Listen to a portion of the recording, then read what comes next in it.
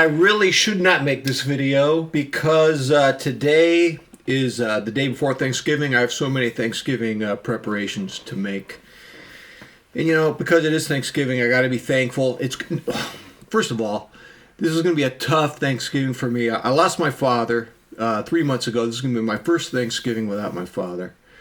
And I want to be grateful to a memory of my father. 1967, my father went fishing at Anderson Lake, up in the San Jose area. He caught about 24 trout and bass. And there was this family with 5 kids. I don't know, they were down on their luck, man. I think they lived in a tent or a trailer home or something, and they didn't catch any fish. My dad gave all of the fish to this family, and the father was so grateful. He hugged my dad. And I want to thank my dad for that memory of kindness as we approach Thanksgiving. So what do I want to talk about today?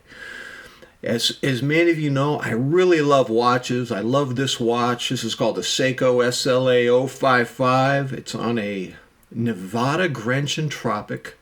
It must be the same material as the original Tropic. What do you call it? Vulcanized rubber? I'm very happy with it. I'm very grateful.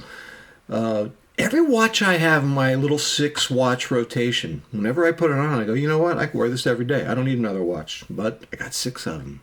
First world problems. All right, so what do I love more than watches? I love the human voice. I love the human voice more than I love watches.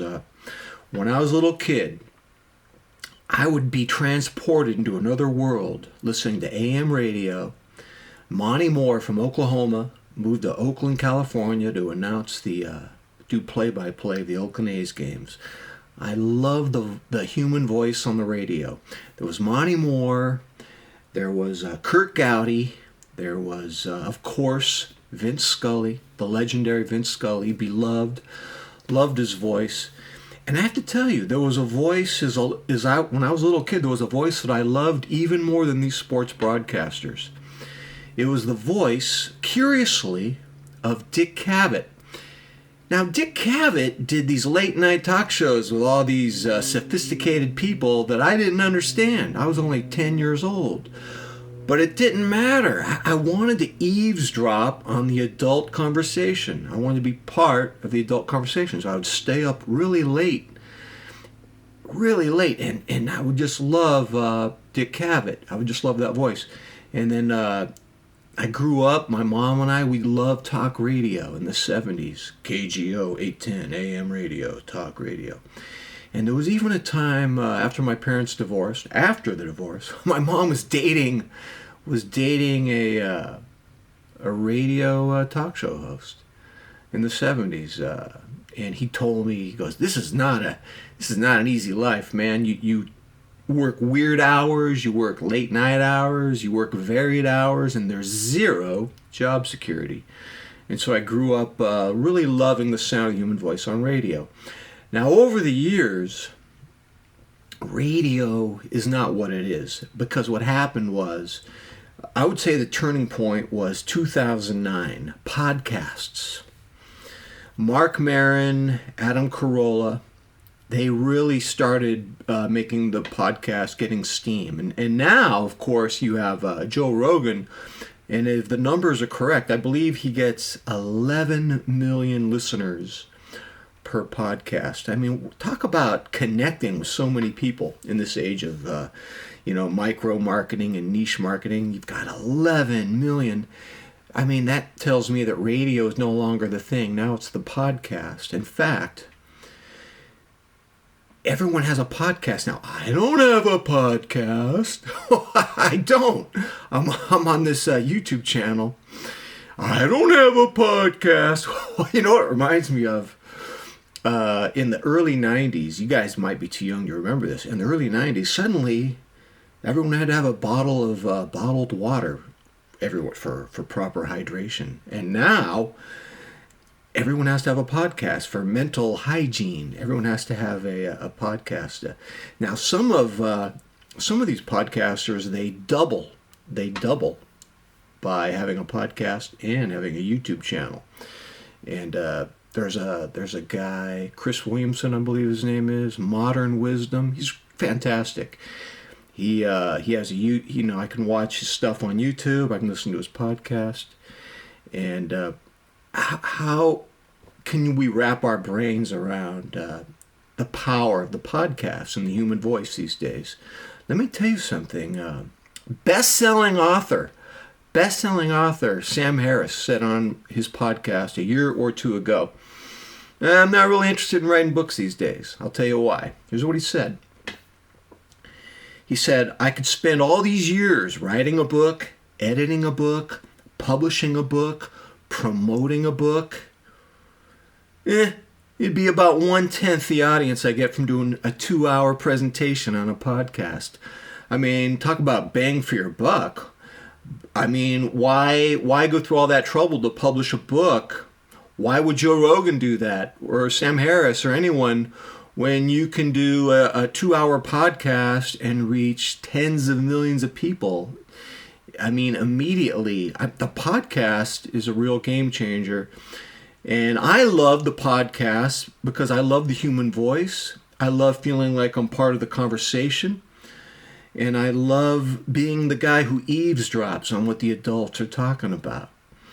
And I want to tell you guys something. One of my fondest memories as a human being, I was in grad school and college. Didn't have a lot of money. I wasn't working full time. I was working part time at a wine store in Berkeley by the Claremont Hotel. And all my coworkers were overeducated for the job. They had doctorates in musicology, political science, history, philosophy, literature. And we had a lot of downtime at the wine store, and we would talk about, books and music and sports and gossip. And I loved being part of what I call cafe society. I have such fond memories of that. And these guys were smart. If I didn't bring my A game, they would demolish me. I had to be really smart, and I appreciated that. And I have such fond memories of the laughter.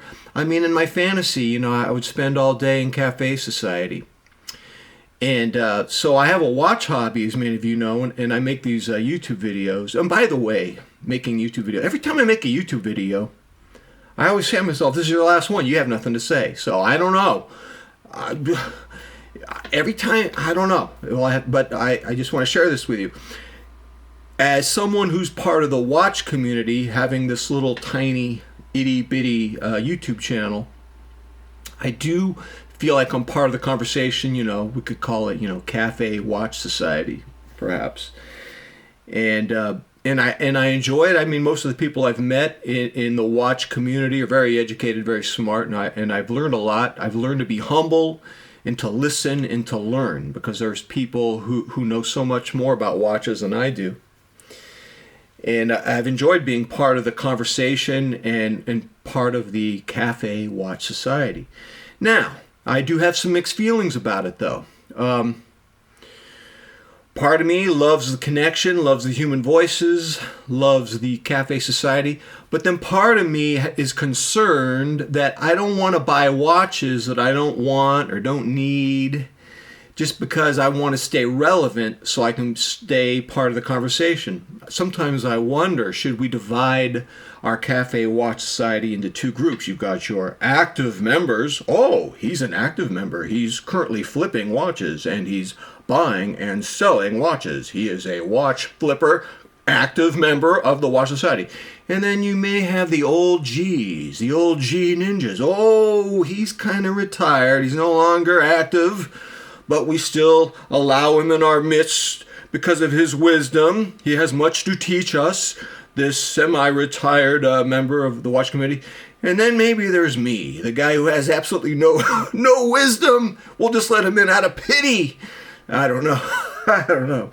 So I do I do frame my watch hobby in the context of being part of the conversation, human voices, and I trace it to my childhood love of Dick Cavett, of being part of the conversation.